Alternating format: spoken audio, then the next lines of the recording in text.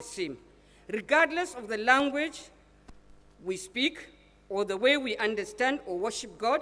What affects any one of us affects every one of us. And this goes to underscore the acceptance speech of President Muhammadu Buhari in 2015, March 31st to be precise. At this occasion, in addition to what he said in Lagos to Nigerian women, we were of the view that even if we were not going to make it at the polls, already seeing what had happened at the primaries, we had hoped that his government would have gone 1 inch higher than the previous government he took over from. Unfortunately, and this is with every sense of responsibility and respect to his government, we did not witness that. And today we are here to ask the incoming presidential candidates, is it going to be another dream dashed or our hopes thrown into the dustbin? Nigerian women, you need to ask this. Now, in terms of what we want to ask them, we're not going to ask them for bread and butter. We're also going to reject the rice that they will be giving us at polling vote. Yes. We will reject the monies and the akra they will be giving us. We want concrete actions to improve the voices of women in the parliament. Our elections are not one-off. We have elections, we have tribunals going on, and we must see to it that the incoming president, presiding over his party as the leader of the party, makes it a commitment to us and to Nigerians that that government will be gender equitable and socially inclusive for all of us as Nigerians. We need the executive, led by the incoming president, to make good the minimum, which has been committed in the National Gender Policy, which was approved in March 2022. The revised version has 35% affirmative action, inching towards 50-50. We need the legislature to look into what they have passed as bills. We need them to pass the Gender Equality Opportunity Bill. We need them to finance the implementation of the Violence Against Prohibition Act. It is not enough to pass laws.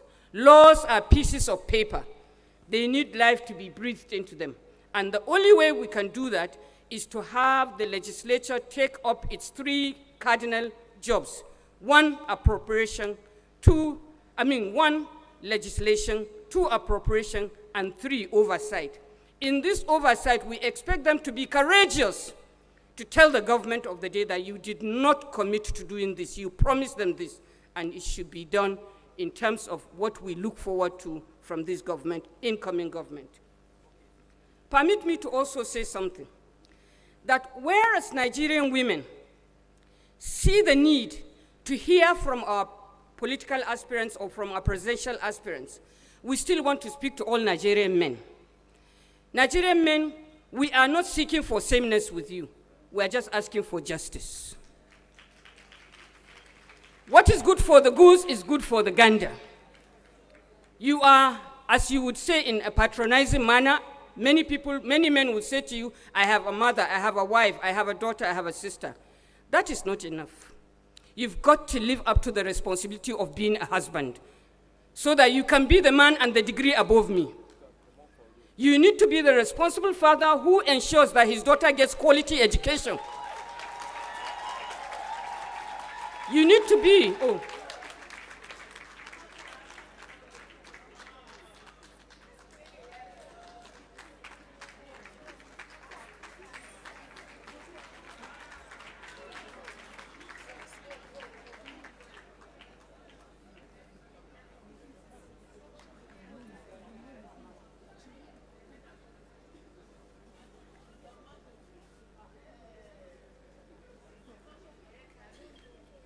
I pause to welcome the presidential aspirant of the Nigerian Labour Party. The presidential candidate of the Nigerian Labour Party. Okay. I also welcome the presidential candidate for the Action Alliance political party.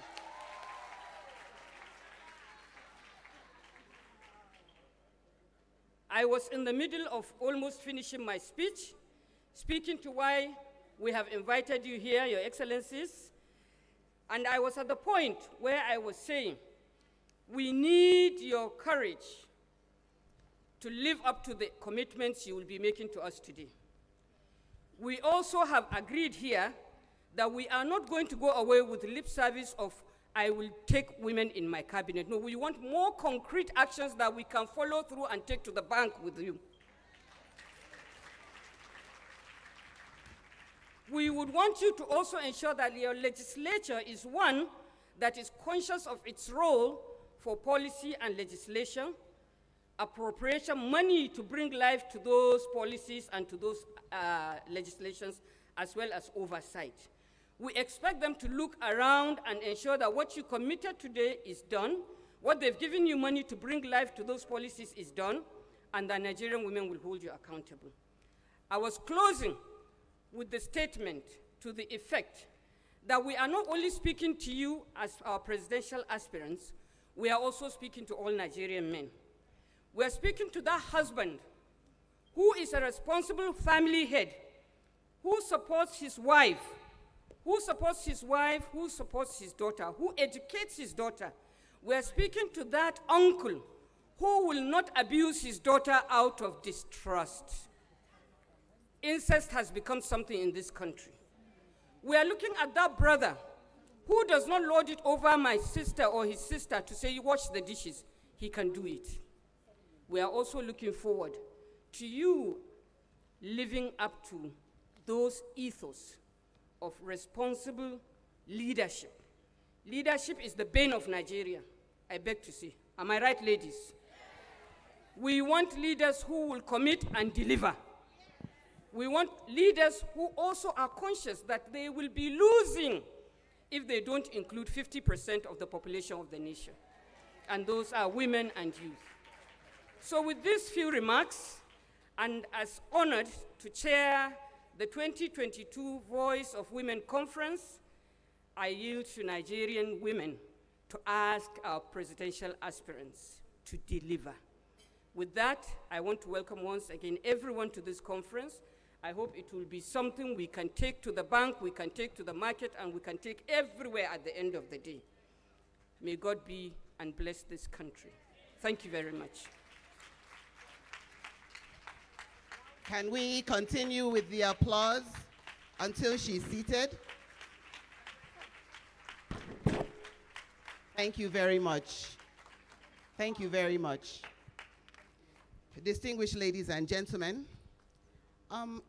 while her speech was on, I know she quickly acknowledged the arrival of two of our presidential candidates, Major Hamza Al-Mustafa, retired, of the Action Alliance, and Mr. Peter Obi of the Labour Party. Can we please give them a rousing welcome? Thank you. Thank you.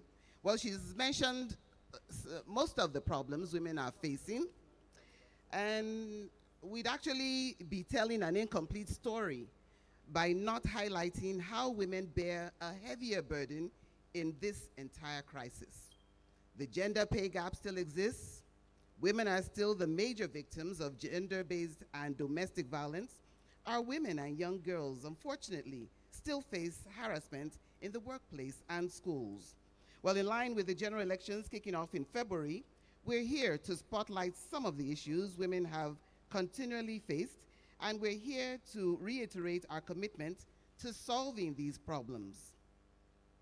We're here to ensure that the candidates have listened and hear what their plans are in addressing the demands of women. We'll quickly move on now to take a few remarks.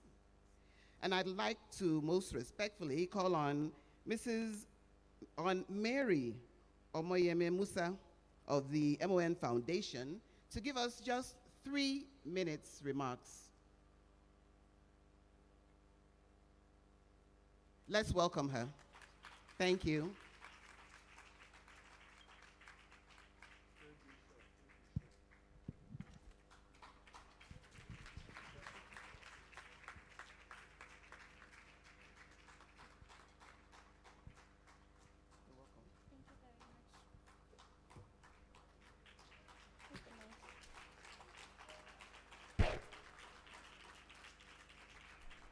Thank you very much for having me.